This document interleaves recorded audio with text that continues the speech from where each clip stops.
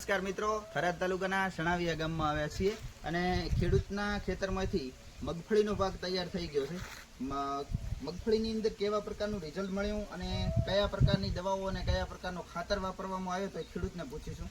તો મહેશભાઈ, તમે જે મગફળીનો પાક તૈયાર કર્યો, પાક બહુ મસ્ત તૈયાર થઈ ગયો છે. પાયાની અંદર ખાતરો કયો કયો વાપર્યો હતો? શરૂઆતમાં જ્યારે મગફળી વાવી ને ત્યારે પૃથ્વી અમૃતનો ખાતર વાવ્યો હતો. પૃથ્વી અમૃત ખાતર.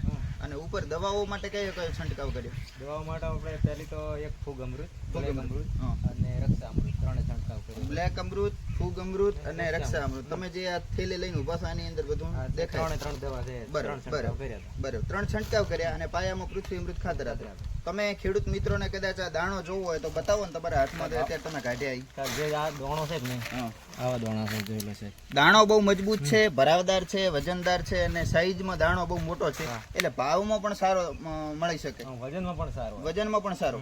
તો તમારી આજુબાજુ અમુક તમે જે આ વાત કરી કે આજુબાજુના ખેતરોની અંદર મગફળી હતી તો એની અંદર આવો દાણો જોવા મળ્યો?